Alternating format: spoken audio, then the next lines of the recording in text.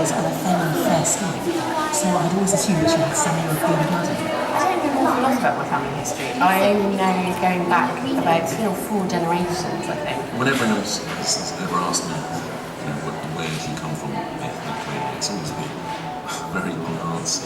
Everybody wants to be able to look into their past and to see where we might have come from. It connects you with a wider world.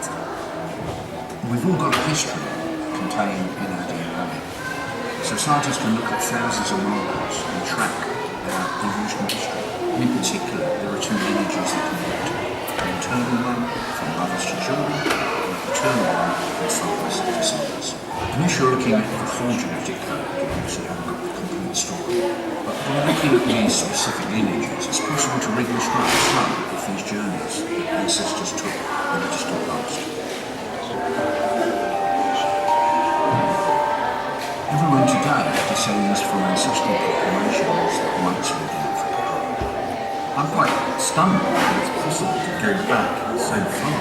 It's almost biblical in its field. I mean, not quite back to some people out of life, but sort of to the Garden of Eden. About 60,000 years ago, a small group of northern humans moved out of Africa and into Western Asia. We don't know how they did that. Maybe they were just following their food. Maybe they were looking for new places to live. Perhaps the group that came out of Africa was just a few hundred people, perhaps 1,000 people. So it's a relatively small number of people that are the ancestors to all of these non-African populations. The thought of being in the world at that time is just incredibly exciting.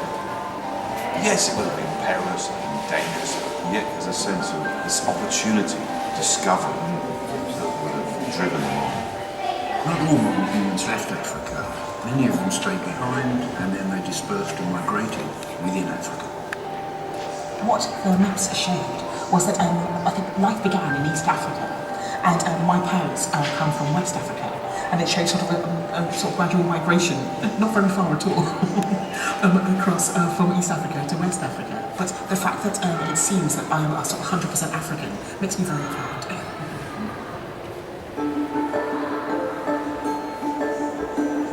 Around 55,000 years ago, within the population that had left Africa, there was a major split in one of these maternal lineages, one that produced 2 main divisions. And one group largely stayed in Western Asia and eventually migrated also into Europe.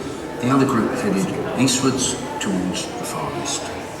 On my paternal side, it's a pretty straightforward story, really, and eventually in southern China, and that's what I would have expected. That's what I know of that history. On the maternal side, it's a slightly more complicated story. It's them sweeping out and getting out as far as Americas and Australasia.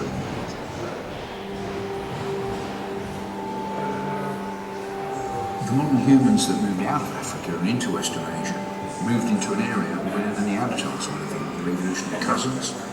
They must have met, and there was some interbreeding between them.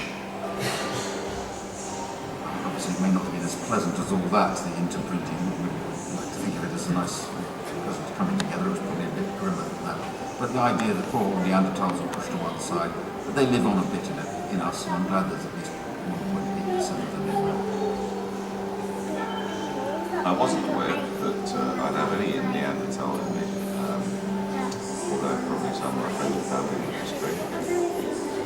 I come out as quite Neanderthal. I was quite surprised. Dad said that my mum is a bit short and stocky, so he imagines that the Neanderthal side of the family is definitely hers.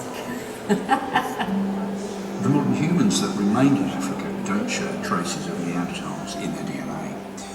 Their ancestors never interbred with Neanderthals, so there's no Neanderthal DNA there, except where there have been later back migrations into Africa. As it turned out, I had no Neanderthal ancestry at all. But now, actually, with a retrospectroscope, I think maybe it would have been nice to have a bit.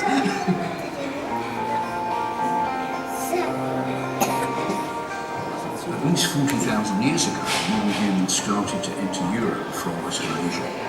Some of these groups came in very early as hunter-gatherers, stayed there. Other groups came much later with the spread of farming. My maternal line are relatively late arrivals in Britain or Europe. maybe a few thousand years ago, coming with the spread of agriculture up through Europe. Whereas my father's line seems to have been here a bit earlier, going up towards Scandinavia. So I like to feel that I look a bit like a sort of, I don't say like a Viking, but I look like sort of Scandinavian, Germanic colour. And I like the cold. So maybe that's my father's line. I can follow back there. Mises were the last to settle down. So they were the most nomadic of those people. So I feel this affinity with a kind of people who were constantly looking what's around the next bend, what's over the next hill. And I feel very much a connection with that.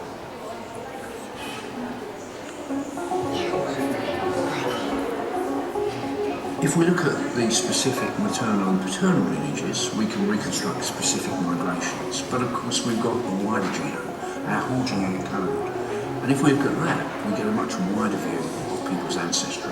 We can look at a pattern of their DNA makeup and compare it with the pattern of populations all around the world.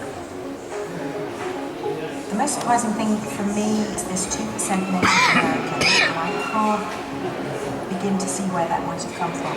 Except my mother lived in coastal Wales, and of course, being near a maritime port, you have huge influx of lots and lots of different people, and I sort of think maybe that might change things. My closest marker is Danish.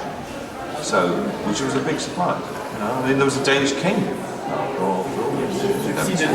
mean, I might be of royal blood, royal Danish Viking blood.